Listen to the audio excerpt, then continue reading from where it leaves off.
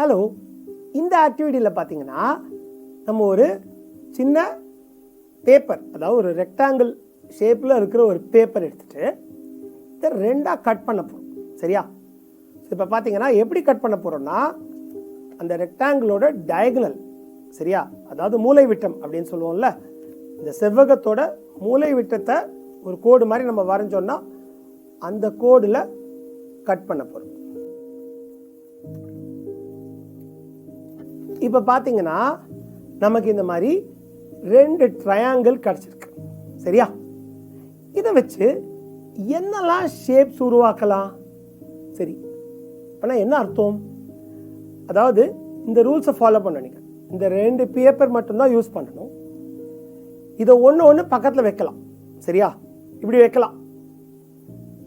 கரெக்டா? இப்படி வச்சோன்னா நமக்கு ஒரு வடிவம் கிடைக்குது. நம்ம எந்த வடிவத்தில் ஆரம்பிச்சோமோ, அதாவது செவ்வகத்துலேருந்து ஆரம்பித்தோம், அந்த செவ்வகமே நமக்கு கிடைக்குது. என்ன மாதிரி செய்யக்கூடாது அப்படின்னு பார்த்தீங்கன்னா, இப்படி வைக்கக்கூடாது. சரியா? அதாவது கொஞ்சம் எக்ஸ்ட்ரா நீட்டிட்டு இருக்குல்ல, அந்த மாதிரி இருக்கக்கூடாது. இல்லை இப்படி இப்படி இந்த மாதிரி வைக்கக்கூடாது. சரியா? இல்லை இந்த கார்னர் மட்டும் தொடர மாதிரி இருக்கக்கூடாது. நம்ம ஷேப் ஃபார்ம் பண்ணும்போது இந்த பேப்பரோட ஒரு பக்கமும் இந்த பேப்பரோட ஒரு பக்கமும் முழுசாக ஒன்று மேட்ச் ஆகணும். கரெக்டா? அப்போ தான் நமக்கு ஒரு ப்ராப்பரான வடிவம் கிடைக்கும்.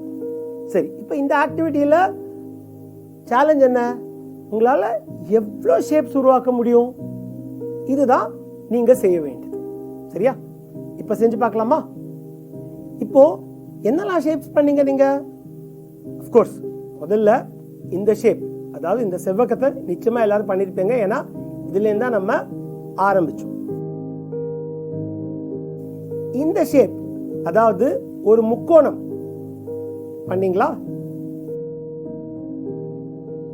அடுத்தது இதுவும் முக்கோணம் தான், ஆனா இது வேற மாதிரி முக்கோணம். முன்னாடி நம்ம காமிச்ச முக்கோணமுக்கும் இதுக்கும் வித்தியாசம் இருக்கு. தெரியுதா? ரெண்டும் வேற வேற முக்கோணம். ஸோ இது இன்னொரு ஷேப்.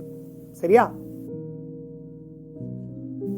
இது பாத்தீங்கன்னா ஒரு இணைகரம், அதாவது parallelogram. சரியா? இது பாத்தீங்கன்னா இன்னொரு இணைகரம், இன்னொரு parallelogram. இந்த இணைகரமும் அந்த இணைகரமும் வேற வேற. இந்த ஷேப் பாத்தீங்கன்னா கைட், ஓகே, அதாவது பட்டம். சரியா? இப்போ நம்ம என்னெல்லாம் ஷேப்ஸ் பார்த்தோம்? ஒரு செவ்வகம், 2 முக்கோணம், 2 இணைகரம், ஒரு பட்டம். இதுல பாத்தீங்கன்னா செவ்வகம், பட்டம், இணைகரம் இதெல்லாமே நாற்கரம், அதாவது குவாட்ரிலேட்ரல் அப்படிங்கிற கேட்டகரியில வரும். முக்கோணம் ட்ரையாங்கிள், அதுக்கு 3 சைடு தான். நாற்கரம்னா 4 சைடு. சரி, இந்த 6 ஷேப் மட்டும்தான் பண்ண முடியுமா? நிறைய பேர் என்ன பண்ணுவாங்கன்னா, இதே தலைகீழா காமிச்சு அது ஒரு வேற ஷேப் அப்படின்னு சொல்லுவாங்க. இப்ப பாத்தீங்கன்னா இது வேற வடிவமா? இல்ல, அதே பட்டம் தான். சரியா?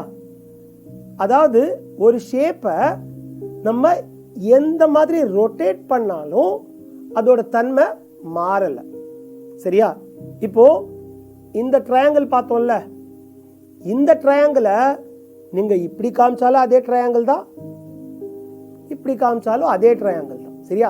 இதை நம்ம ஒரு தடவை மட்டும்தான் கவுண்ட் பண்ண முடியும். ஆனா இந்த ட்ரையாங்கிளும் இன்னொரு ட்ரையாங்கிளும் வேற வேற. ஏன்? ஏன்னா அதோட பக்கங்கள் வேற. இந்த ட்ரையாங்கிள் இப்படி ரொட்டேட் பண்ணும்போது வடிவம் மாறாது.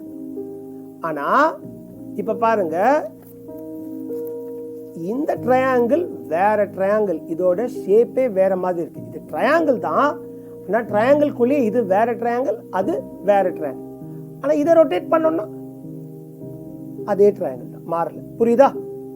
இப்போ இந்த 6 ஷேப் மட்டும்தான் பண்ண முடியும்னு எப்படி நம்ம உறுதியா சொல்ல முடியும்? ஏன்னா இங்க பாருங்க, இந்த 3 சைட்லயும் ABC அப்படின்னு மார்க் பண்ணிருக்கோம். சரி, இப்போ இதே மாதிரி இன்னொன்னு இருக்கு. இதை மேட்ச் பண்ணும்போது ஏக்கு பக்கத்துல ஏ தான் வைக்க முடியும். ஏன்னா இப்படி வச்சோம்னா இது தப்பான இதுன்னு சொல்லிட்டோம் நம்ம முதல்ல. ஸோ அதனால ஏக்கு பக்கத்துல ஏ வச்சோம்னா இங்க பாருங்க, இது ஒரு இணைகரம். இதை இப்படி திருப்பி இப்படி வச்சோம்னா முக்கோணம். ஸோ ஏவியே மேட்ச் பண்ணும்போது 2 வடிவங்கள் உருவாக்கலாம். சரி, அதே மாதிரி பியை மேட்ச் பண்ணும்போது என்ன வருதுன்னு பார்க்கலாமா? ஒரு வடிவம் முக்கோணம், திருப்பி இப்படி வச்சோம்னா இன்னொரு இணைக்கரம். சரியா? ஸோ அப்போ நமக்கு 2 வடிவங்கள் பியை மேட்ச் பண்ணும்போது கிடைக்குது.